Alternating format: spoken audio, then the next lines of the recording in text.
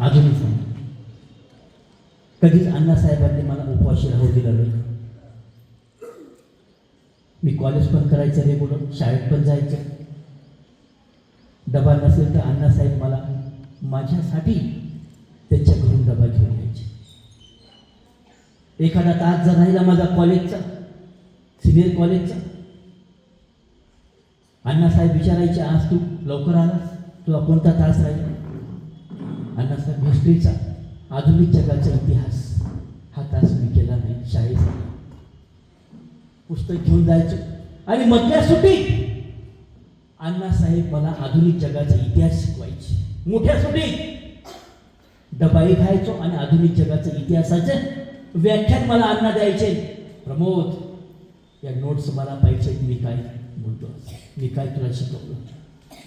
त्या नोट्स मला अण्णासाहेबांना दाखवावे लागत असायचे. अण्णासाहेब सही करायचे.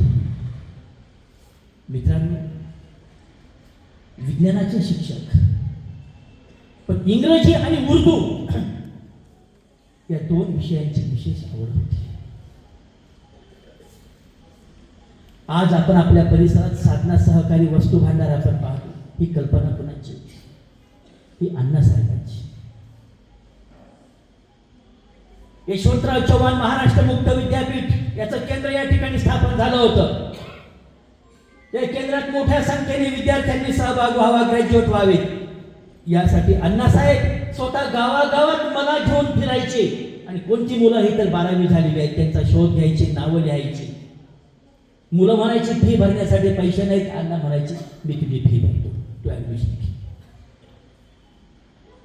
शिक्षणापासून मुलं वंचित राहायला नको, हाच तर त्यांचा सतत प्रयत्न असायचा. खेळामध्ये विशेष स्वारस्य होतं, विशेषतः रिंग. अण्णासाहेबांचा हर्नियाचं ऑपरेशन झालेलं. डॉक्टरांनी सांगितलं होतं की तुम्ही जास्त चालू नका, तुम्ही पळण्याचा प्रयत्न करू नका. आणि अशा या अवस्थेत अण्णासाहेब सांगायचे सर्व स्टॉपला माझ्या सकट, पण निरोप माझ्या मार्फत जायचा स्टॉपला, की प्रमोद, सर्वांना थांबव, तू माझ्या बाजूने राहा. 2 गट करू, काही 10वीचे विद्यार्थी घेऊ, एका बाजूला आपण 2 जण आणि एका बाजूला स्टॉप. आपण व्हॉलीबॉल खेळू, आपण रिंग खेळू. अक्षरशः स्टॉपला विद्यार्थ्यांना अण्णासाहेबांची क्यू यायची की अण्णा, तुमचं ऑपरेशन झालेलं आहे.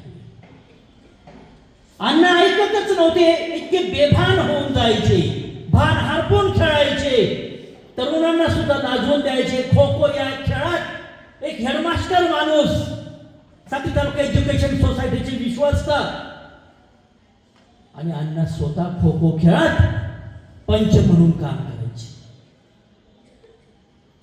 रात्रीचे क्रिकेटची मॅचेस भरवली होती अण्णासाहेबांनी धाडणे येथे असताना, आणि अण्णासाहेब स्वतः तर त्या ठिकाणी थांबायचे. इतके विद्यार्थ्यांमध्ये रममाण होऊन जायचे. शेवटी आम्ही भोसले ताईंना सांगितलं की ताई, मॅडम, अण्णा ऐकतच नाही. अण्णा गेल्यानंतर मॅडमांनी मला सांगितलं की प्रमोद, तू असं कर, मी सांगतो तर त्याप्रमाणे तू अण्णांना सांग, तुझ्या अण्णांना सांग.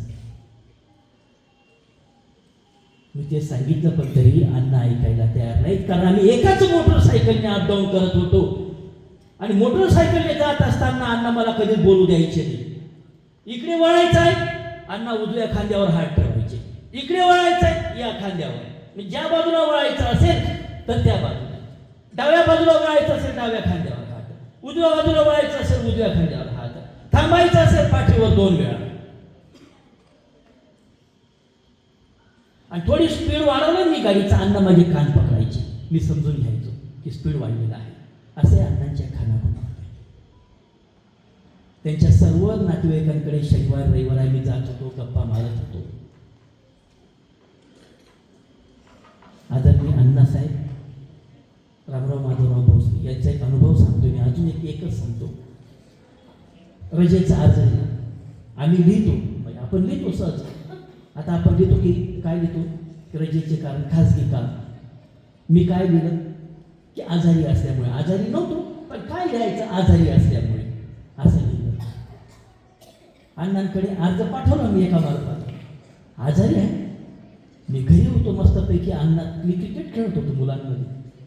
अण्णा बिस्किटचा पुडा घेऊन आले. मग अण्णा काय, नाही अर्ज पाहिला ना मी, आजारी असल्यामुळे. मग त्यांना थोडं बरं वाटत नव्हतं. आता चांगला झाला का, तर मला इतकं खजील झालं की आपण काय कारण दिलं बुवा. सायंकाळी ह्यांना येऊनच गेले. इतकं प्रत्येक माणसावर जीवापाड प्रेम करणारा माणूस. ज्यावेळेस गजूदादांच्या आई आजारी होत्या, म्हणजे असे आजारी होत्या तर काही तासांनी त्या मातोश्रीचं निधन होईलच. ICU होत्या. पाहण्यासाठी गेलो, डॉक्टर जाऊ देत नव्हते. अण्णा बाजूला उभे होते. त्या मातोश्रींनी अगदी खुणा करूनच मला काय सांगितलं, खाना खुणा करून अण्णांकडे बोट दाखवला. अण्णांकडे बोट दाखवला, मला सांगितलं, म्हणजे बेटा तुझ्या अण्णांची काळजी घ्या तू. अण्णांकडे बोट दाखवला आणि मला सांगितलं, असं बेटा तू अण्णांची काळजी घे, असं सांगितलं. अण्णासाहेबांच्या जन्मश्रुतीस आणि त्यांच्या विचारांनाही सलाम करतो आणि